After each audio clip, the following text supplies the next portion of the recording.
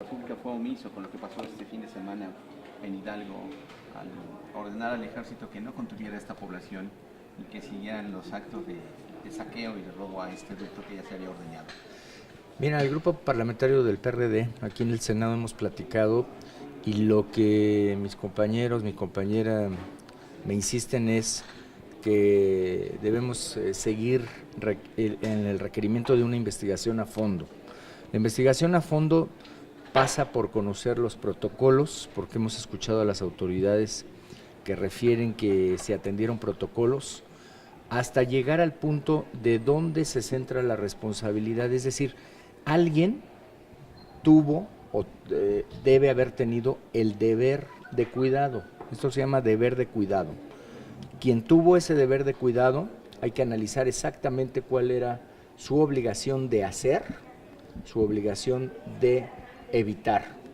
Y eso se va a poder saber en el momento que se tengan las declaraciones de los que tuvieron conocimientos. La versión que tenemos hasta este momento es: el conocimiento inicial se tiene aproximadamente a las 14:30 horas y el cierre se ordena aproximadamente a las 18.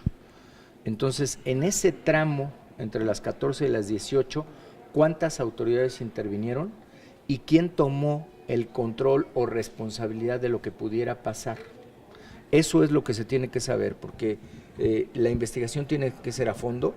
Me parece que es la primera prueba de fuego para la Fiscalía General de la República. Es un caso donde hay que analizar a detalle protocolos, normatividad y, por supuesto, las posibilidades de responsabilidades de todos y cada uno de quienes estuvieron ahí. ¿Cuál es la actuación que debía seguir el ejército? ¿Cuál es la actuación de la Policía Federal?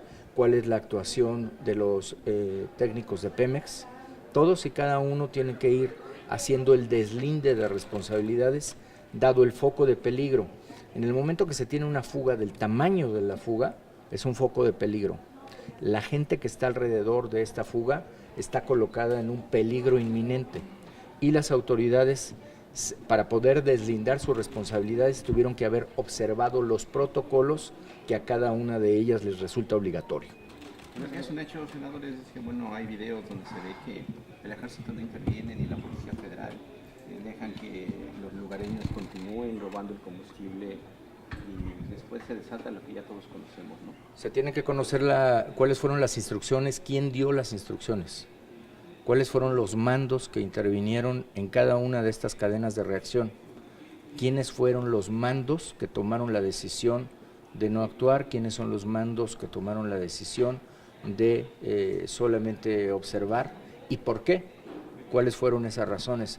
A la luz de todo eso es que tiene que la Fiscalía tomar las determinaciones y poder deslindar o fincar responsabilidades en este caso. Sería bueno que en este caso el secretario de la Defensa diera una explicación al Congreso de por qué sus subordinados no actuaron en ese momento. Es muy seguro que para nuestras sesiones en el Senado, si no es que comienza desde la Comisión Permanente el próximo miércoles, se vayan a requerir comparecencias.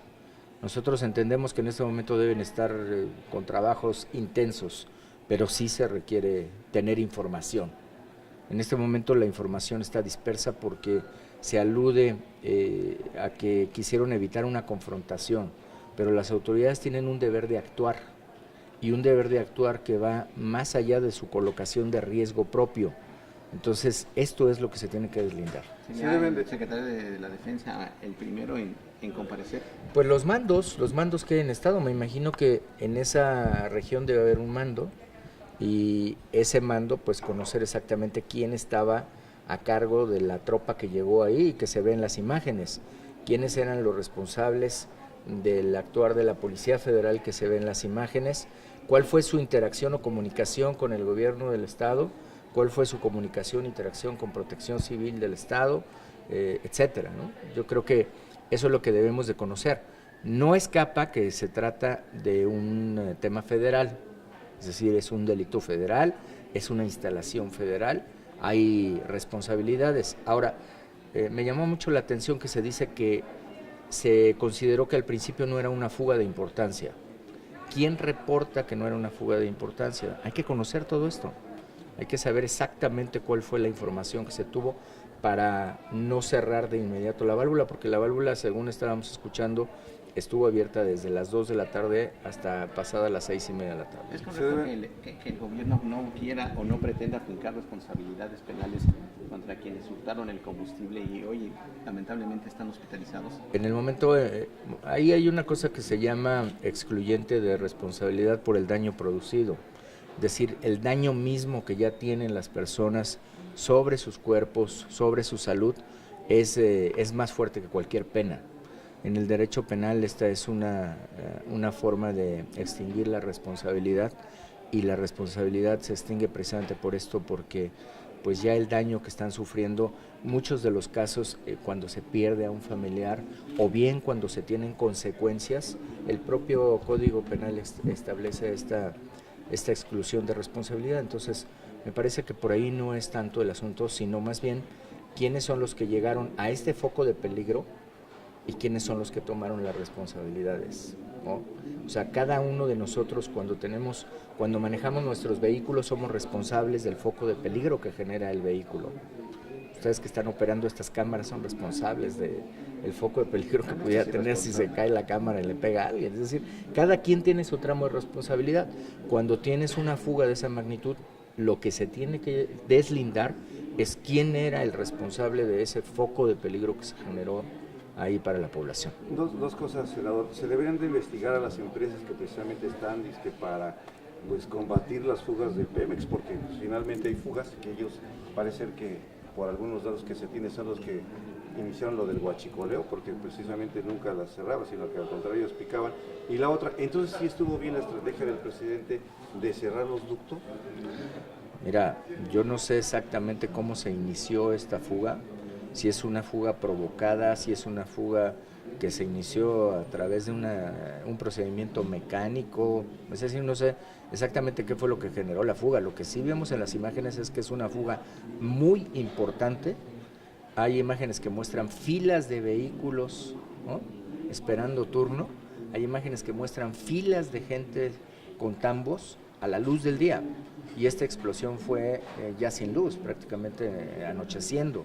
Entonces es demasiado tiempo que va a requerir una explicación de qué se hizo o qué no se hizo en ese tramo de tiempo. Y siempre que hay una autoridad, la autoridad tiene que responder. Es triste la comparación, pero por ejemplo cuando las autoridades llegan y se tiene, aquí en la ciudad cuando se tenía una persona que estaba tomada por la población, en el momento que llega la autoridad tiene que actuar, tiene que buscar salvarlos. Digo, aunque estén rebasados, pues, ¿no? Pero ese es el punto, se tienen que buscar los protocolos. Si la autoridad tiene un protocolo y observó el protocolo rigurosamente, entonces vas hacia quien dejó de hacer lo que tenía que hacer. La CNDH ya acusa de omisión al ejército por esto. Mira, yo diría que el fiscal es el que tiene que tomar los testimonios, tiene que pedir los protocolos y tiene que hablar con los mandos, porque, ojo, no vayamos a caer a la responsabilidad de la tropa. Se tiene que saber cómo es que estaban las cadenas de mando y qué fue lo que se ordenó o se dejó de ordenar. Se habla y se ve que también hay pobladores que agreden a los militares. Es decir, sí, hubiera habido un enfrentamiento ahí. Tú tienes una responsabilidad en donde no puedes colocar por encima tu propia seguridad respecto de tu deber de actuar.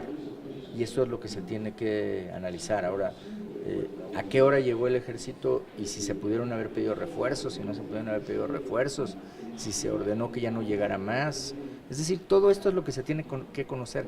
Cada orden que se dio y cómo se fue tomando conocimiento. Porque, reitero, a mí me llama la atención que se hable de que hay un reporte que dijo que la fuga no era importante, que era una fuga menor. Pues eso es una fuga menor. Todos la vimos, parecía un fuente. Senador, mañana inicia el análisis de la Guardia Nacional de comisiones. ¿Es posible que este tema salga en un extraordinario de 2 semanas, le restan al mes, o dejarlo para el periodo ordinario de febrero?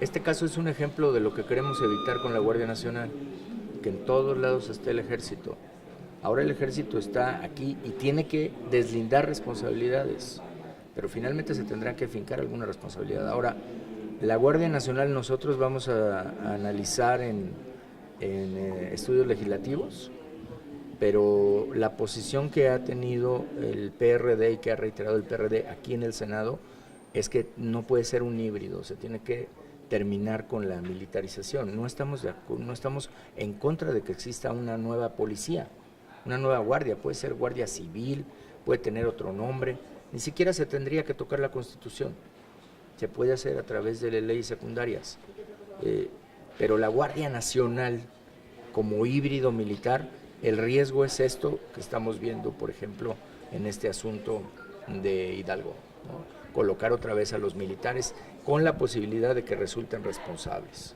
Muy bien, senador. Gracias. Muchas gracias. Muchas gracias.